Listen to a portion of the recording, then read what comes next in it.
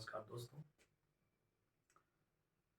जैसा कि मैंने आपसे बोला था कि हम लोग यूपी बोर्ड परीक्षाएं को दृष्टि में रखते हुए उत्तर प्रदेश की जो बोर्ड परीक्षाएं हैं वो तो लगभग ख़त्म हो गई। अब नया सत्र प्रारंभ हो रहा है, तो उस नए सत्र के लिए हम लोग 1 तारीख से यूपी बोर्ड की पूरे सिलेबस को कवर करेंगे, जिसमें आपको बताते हुए मुझे प्रसन्नता हो रही है कि हम लोग यूपी बोर्ड के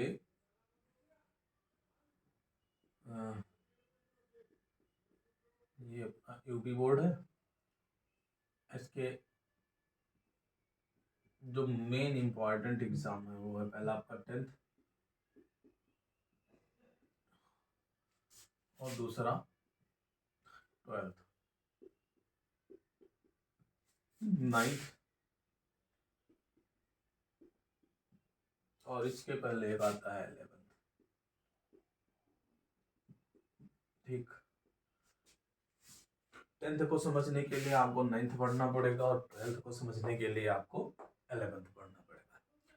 तो 10th की जो कक्षाएं हमारे यहाँ चैनल पे संचालित होंगी, वो पहला है आपका विज्ञान, दूसरा आपका गणित, ये 2 सब्जेक्ट आपको अपने इसी यूट्यूब चैनल पे विज्ञान और गणित की मिलेगी। और ये 11th और 12th की आपको फिजिक्स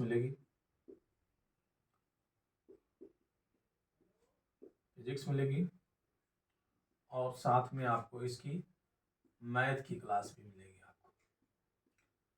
आपको एक वीडियो फिजिक्स की और एक वीडियो मैथ की, ये 2 वीडियो आपको रेगुलर मिलती रहेंगी।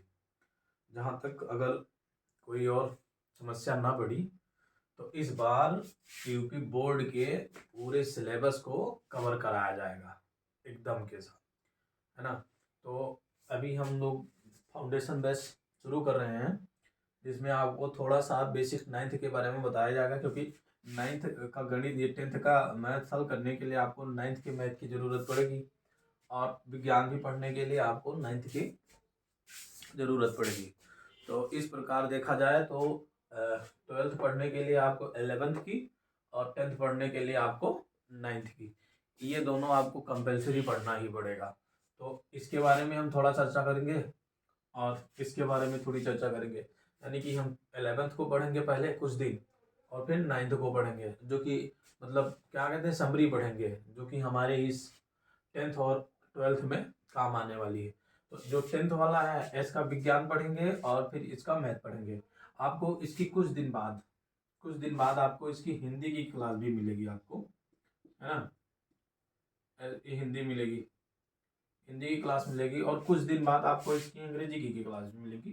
तो हिंदी और इंग्लिश हम आपको दोनों इसी चैनल पे आपको मिलेंगी। यानी कह सकते हैं कि इसका 1-2 सब्जेक्ट छोड़ दिया जाए, यानी सोशल साइंस छोड़ दिया जाएगा, तो आपको हिंदी, अंग्रेजी, विज्ञान और गणित, ये 10th की 4 सब्जेक्ट की क्लासेस आपको यहाँ पे मिलेंगी। थोड़ा टाइम लगेगा, 1 अप्रैल से तो आपको रेगुलर वीडियोस मिलेंगी, है ना।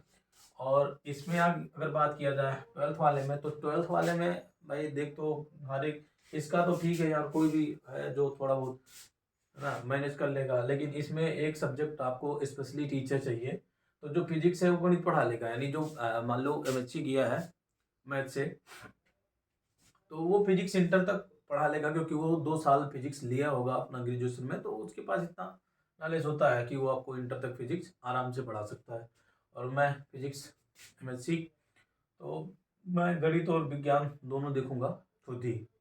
और इसकी कुछ दिन बाद आपको हिंदी की क्लास भी मिल जाएगी, हमारे पास टीचर हैं। और आपको इसी के साथ में अंग्रेजी की भी क्लास, यानी इंग्लिश भी मिल जाएगी। तो इसमें भी आपको 4 सब्जेक्ट की क्लासें मिल जाएंगी, फिजिक्स, मैथ, हिंदी और इंग्लिश। ये जो क्लासें आपको मिलेंगी ये कुछ दिन बाद से संचालित होंगी, यानी हिंदी और इंग्लिश की जो क्लासेस होंगी ये कुछ दिन बाद संचालित होंगी। बट ये मैं बता रहा हूँ आपको कि फिजिक्स और मैथ ये क्लास आपको रेगुलर 1 तारीख से मिलेंगी।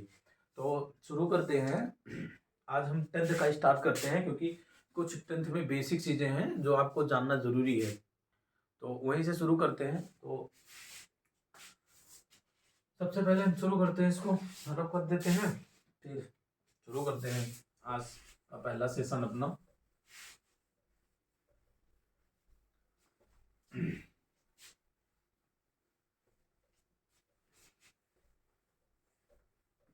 हम लोग सबसे पहले 10th का विज्ञान पढ़ेंगे, है ना।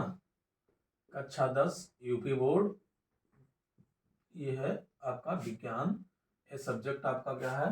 सब्जेक्ट आपका है विज्ञान, जिसको अंग्रेजी में हम क्या बोलते हैं? साइंस बोलते हैं।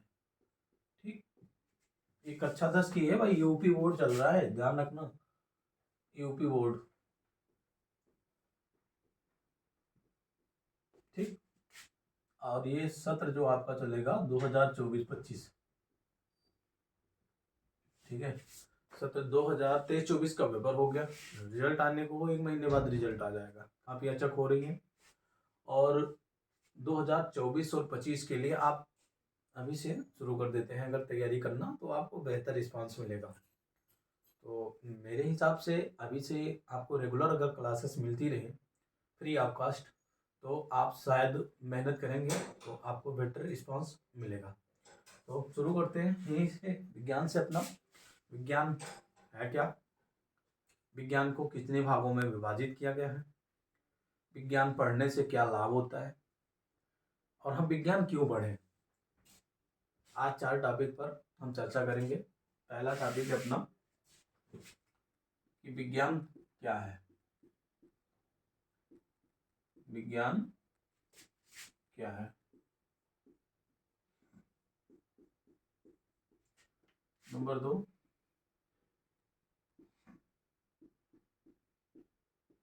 विज्ञान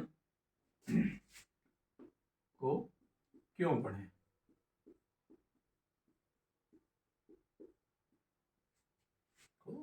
क्यों पढ़ें?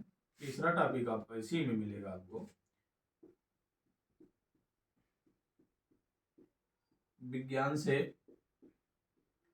क्या लाभ है।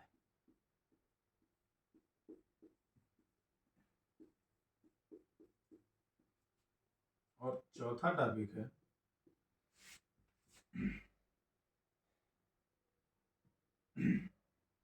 चौथा टॉपिक है आपका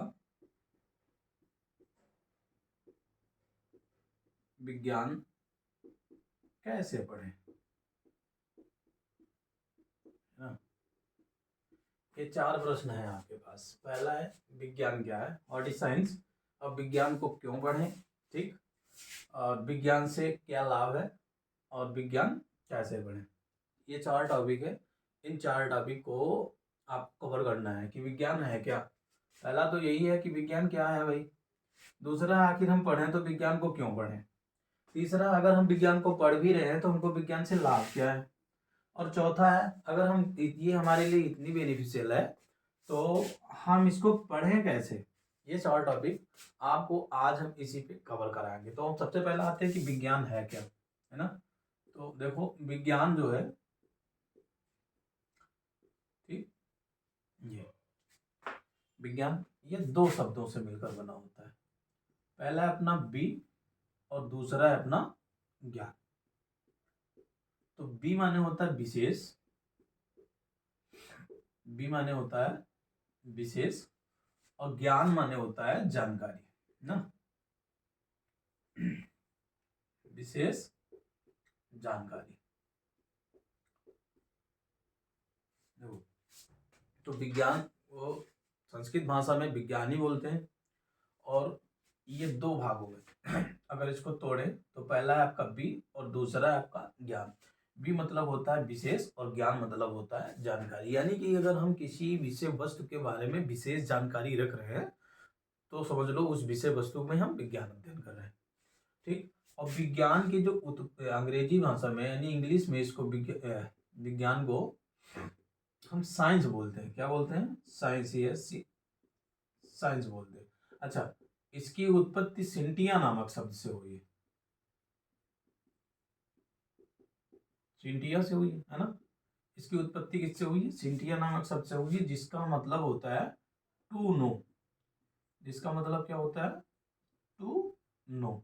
यानी अगर इसको हम हिंदी में ट्रांसलेट करें तो इसका मतलब हो गया जानना। ठीक, इसका मतलब हो गया जानना। ठीक है, तो अगर हम कहें विज्ञान है क्या, तो अगर इसको हम इसका शाब्दिक अर्थ देखें तो हिंदी में अगर हम बात करें तो बी और प्लस ज्ञान दो शब्दों से मिलकर बना होता है। बी है पहला और दूसरा है ज्ञान। तो बी माने हो गया विशेष और ज्ञान माने जानकारी। अगर किसी विषय वस्तु के बारे में हमको विशेष जानकारी अर्जित कर रहे हैं तो समझ लो हम उसकी विज्ञान को पढ़ रहे हैं ना। अगर अंग्रेजी की बात करें तो इंग्लिश भाषा में इसको हम साइंस कहते हैं। साइंस की उत्पत्ति सिंटिया नामक शब्द से हुई है और सिंटिया का मतलब होता है टू नो, अर्थात जानना। ठीक, तो विज्ञान है क्या? विज्ञान किसी विषय वस्तु के बारे में विस्तृत जानकारी है जो क्रमबद्ध हो, सुसंगठित हो, ठीक, और सुव्यवस्थित हो। तो अगर एक लाइन में हम विज्ञान की परिभाषा बताना चाहें कि विज्ञान क्या है, तो विज्ञान ऐसा ज्ञान होता है जो, यानी सिंपली भाषा में इसको एक लाइन में अगर हम डिफाइन करना चाहें तो सीधे ऐसे बोल सकते हैं, सुव्यवस्थित सुसंगठित एवं क्रमबद्ध ज्ञान को विज्ञान कहते हैं। यानी कि विज्ञान को हम जब डिफाइन करते हैं तो हम लिखा है विज्ञान ना, ये विज्ञान है अपना, और इनको हम पढ़ने के लिए हमको तीन चीजों की जरूरत होती है। ऐसे क्या है? पहला होना चाहिए कि ये सुव्यवस्थित होना चाहिए, है ना। विज्ञान जो होना चाहिए वो क्या होता है? ये सुव्यवस्थित होना चाहिए। दूसरा क्या होता है? ये सुसंगठित होना चाहिए।